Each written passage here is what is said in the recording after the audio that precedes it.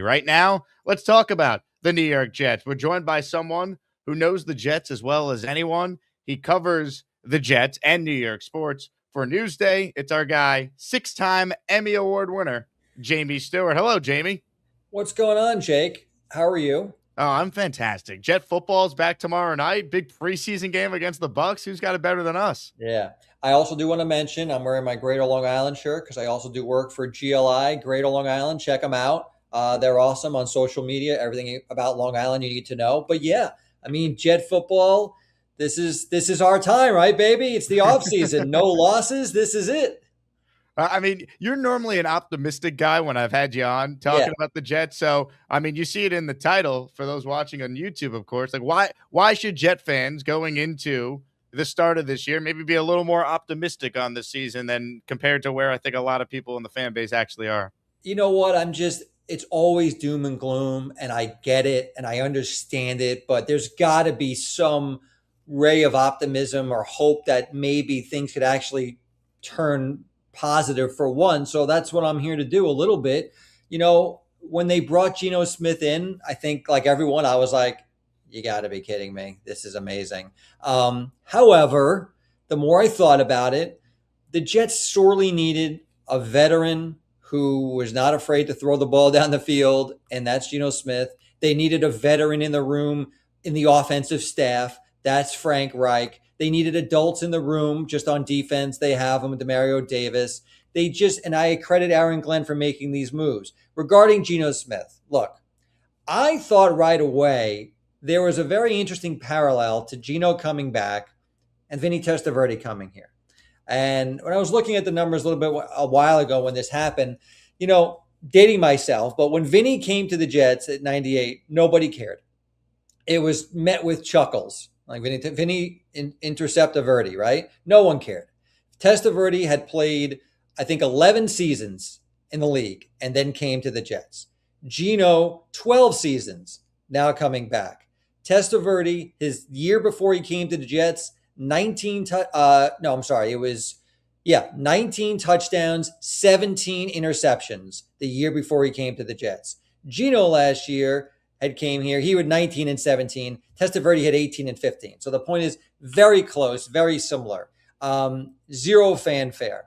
And I think there's a parallel there because if the Jets can get something out of Geno from Frank Reich, just like Testaverde got something out of himself, maybe there's a chance that they're 4-4 through 8. I think that's the big bar. Can they get 4-4 through 8 games? I know you always say the first game is a must win. We could talk about that, but if they can get to 4-4, which I think is possible, then they'll be in the hunt graphic. But I do think there's a parallel between Geno and Testaverde coming in. And I do think I saw Geno Smith. I mentioned this before the Nick playoff game a while back, and he told me that he loves Frank Reich. He loves the offense. He loves the draft the Jets have. Again, it all sounds nice now until it's 3rd and 9 and Geno doesn't see the blitz coming and gets sacked and it's a fumble and return for a touchdown, or Garrett Wilson falls down on 3. Geno throws a pick 6. I get it. But for now, I think there is room for optimism because they have some veterans who can at least calm things down. Does the beginning of the season make you a little nervous given the schedule, right? If you don't beat the Titans, well, then you're looking at the Packers, the Lions, and the Bears before you get to that Browns game in week 5. Like, my fear is this snowballs quickly like what happened last year when there were 0-7. Aaron Glenn, trying to save his job, cannot afford an 0-4 start. He might not make it through the year if that happens. Yeah, I agree with you as far as that. If they're 0-7, I mean, they're going to be calling for his job every day. And you never know. Woody could just say, Frank, let's see what you got. Take over. I totally agree with that. However, the must-win week 1, I get what you're saying. But if they lose to the Titans on a last-second field goal and then beat the Packers on a last-second field goal, now they're 1-1. So was it a must-win? I mean, do you think that happens? That's the thing. It's like I like sure if they lose week 1 and then win week 2, all right, no harm, no foul. I just worry the Packers are unbeatable. I mean, no Michael Parsons. You're right. I just worry, like, oh God, here we go again. They lose week 1. They lose to Robert Saleh. Like, Well, the conversation around the Jets that week is not going to be pretty. yes, 100%. But you got to understand. I agree with you. I understand. We're thinking glass half full. Jet fans, this is going to be horrible. Oh my gosh, you can't lose to Salah. I get it. Remember, the Titans are win total is projected to be higher than the Jets for what it's worth. Do you think there's any Tennessee Titan fan out there that thinks they're going to lose week 1 at home to the Jets? No, but I'm sure like all the teams, like the Browns, even the Dolphins, the Raiders, it's like, oh well, there's a win for us. We'll beat the Jets. Like the Jets are 100%. in the same weight class as all those teams. 100%. But you're right to the point of this is, I feel like last year Glenn got a little bit of a pass and he made a lot of changes in the offseason. There is a lot of pressure on Aaron Glenn now to prove that he knows what he's doing. Like he had a horrific year, one of the worst years in Jets history. He was given another chance. He made moves to correct his decisions, his mistakes, he calls them. He absolutely has to deliver now. And this Jet team cannot look like they're lost. They have to look competitive, professional. And yes, it would be great if the Jets week 1 unleash David Bailey, unleash Sadiq, Geno Smith threw for 2 touchdowns and 260 yards, and the Jets won 26-17. That would be fantastic. You'd have a raucous home opening crowd the following week. So I agree with you that the pressure is on Aaron Glenn to know what he's doing, because I'm a Glenn supporter, even though I did not personally want Aaron Glenn, because I'm sick of having the first-year coach, the first-year defensive guy, with a first-year OC. It's just how many times I'm banging my head against the wall. Come on. I was even surprised at how inept the Jets were last year. And I've been a Jets fan for 40 years. So I was like, this is a new level of non-competitiveness. But let's give him a benefit of the doubt and say he's made corrections. Their talent level is certainly better. And I believe in Frank Reich. Do I believe in Frank Reich to the point that the Jets are going to win 10 games? Probably not. Do I believe in Geno Smith that much? Probably not. But they damn well better be much more competitive. I'll give you that. The Jake Asman Show is brought to you by PrizePicks. Check out PrizePicks right now. If you're a sports fan, they have something for everyone, especially if you're one of my listeners and you're gearing up for the upcoming Jets season. For player picks on PrizePicks, you just pick a player you like and you go more or less on a few of their stats. Check out some of the numbers they have for some of your favorite Jet players: Geno Smith, Breece Hall, Garrett Wilson, Omar Cooper Jr., Kenyon Sadiq, and many more. PrizePicks should be your go-to, and check out their new offer right now. Play your first $5 and get $150 in lineups if you win. All you need to do is sign up and use that code HMA. That's PrizePicks code HMA. Download the app now or click the link in the description to download the PrizePicks app today. One thing I do want to mention, and some people have come back at me at this, I'm not a fan of the backup quarterback situation at the moment. Like, I have an issue with that. If Cade Klubnik lights it up in the preseason, I will change my tune. But at the moment, considering the Jets' history of starting quarterbacks, and there's almost no chance Geno Smith plays 17 games, I have an issue with throwing in Cade Klubnik or Bailey Zappi if they have to go in. Look, they go in week 12 and the Jets are whatever, 4 and whatever, that's fine. But if Geno Smith strains his hamstring in the second half of week 1, we're throwing in Cade Klubnik and have Jermaine Johnson take his head off. I personally don't like that. But the Jets know more than I do, so maybe Cade Klubnik looks really good and it's no problem. That's my feeling.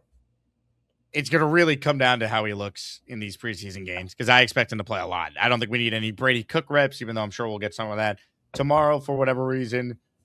I'm with you. I could totally see this being one of those, hey, we're going to wait till Andy Dalton's available for a 7th-round pick at the end of this month and bring him in, or someone like that who's on a different roster to be the backup. Because I think it's Klubnik's job in comparison to Zappi or to Brady Cook, if you just look at the reps and what everything out of camp.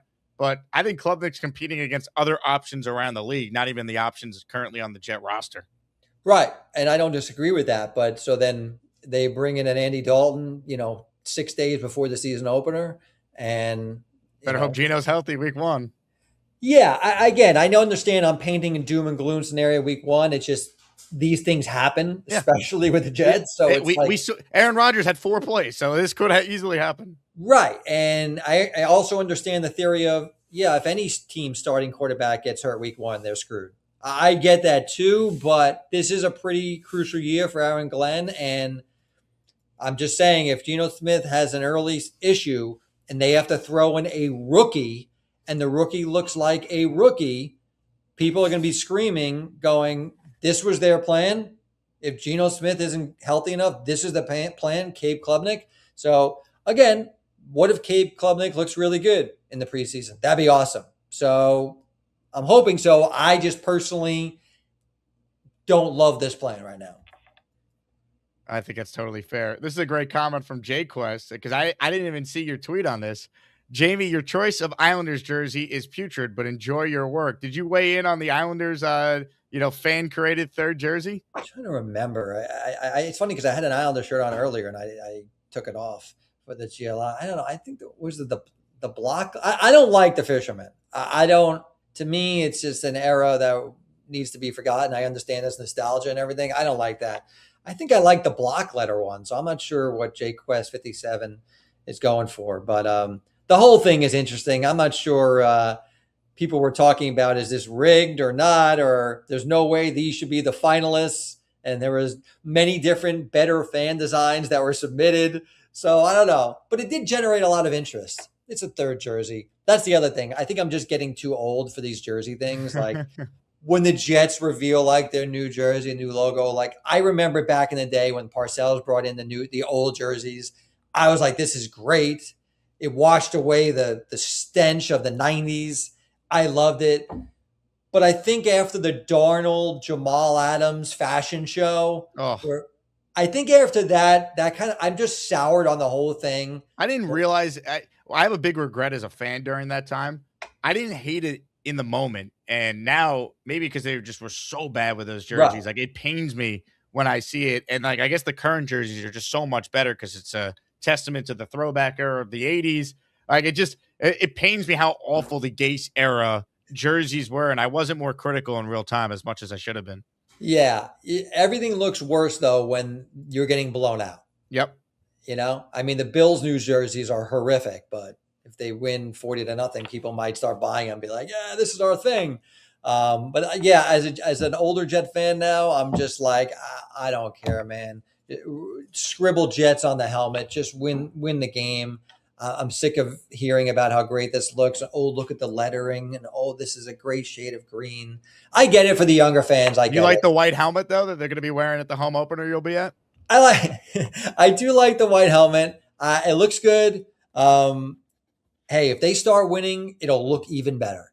I do like it. Me personally, I'm not going to buy any more Jets gear until I see this team actually start winning. And we're not talking about the draft before Thanksgiving, but I don't tell anybody what to do with their money. And I do like the white helmet. I think the uniforms look good and they have good players. Like this Jet talent base should not be blown out every week.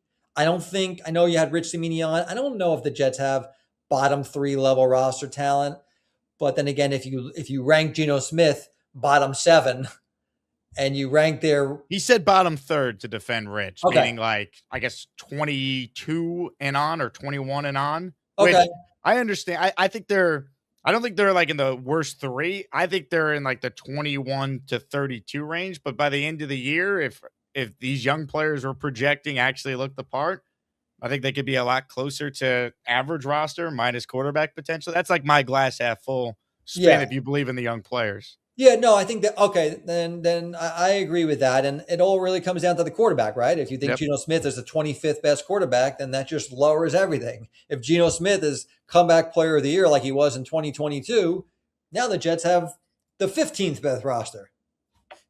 You're not wrong. It's just I see it because like Curly Durbin is as negative as anyone, but he's right with this. He's like, I've been hearing we have good players for like 4 years. When does this translate to wins? Like that's really the only thing that matters. Like every NFL team's got players on at the end of the day. Right. You got to be able to coach these guys up and win games, and that's on Aaron Glenn because like if they don't win games, no one's going to care about the roster this or the roster that. Win football games. People are tired of it. I think Curly Norman is 100% right. I mean, we heard about, oh my gosh, I got Jermaine Johnson and Bryce Huff and the Quinnen Williams and Sauce Gardner. This is unbelievable. And to their credit, their defense actually was pretty good. It wasn't great, but it was a top 10 defense. But yes, but what's the one player that you never hear about? It's quarterback and coaching. And to your point, you're right about the coaching. I mean, the Jets seem to be like the only team in the league that cannot figure out how to get a quarterback to throw the ball forwards to the right team and have a coach that knows what he's doing and can adapt if things go wrong. Like, they cannot figure that out. Now, maybe that's also because they keep on hiring coaches that don't have offensive backgrounds, and they take chances on quarterbacks that maybe they shouldn't. These things seem to be happening over and over again. That's why I have a little more optimism this year, because I do think Frank Reich is smart. I'm not saying he's Sean McVay, but he's a very smart guy. He's been a quarterback. He's been an OC for a Super Bowl team with the Eagles. And I think Geno Smith, we've seen him be productive. He's not great. He's not very good, but maybe him and Frank Reich could be something. But I actually have a lot of faith. My faith is towards Frank Reich, because I think intelligence and experience goes a long way in this league. And the Jets have lacked intelligence and experience on the offensive side of the ball for a decade. Yes. And I think Frank Reich brings that. I don't think he's going to bring the greatest show on turf, but I think he's going to bring the bottom up to respectability. Jamie Stewart, last question for you. What is your win total prediction for the 2026 New York Jets? I am going to go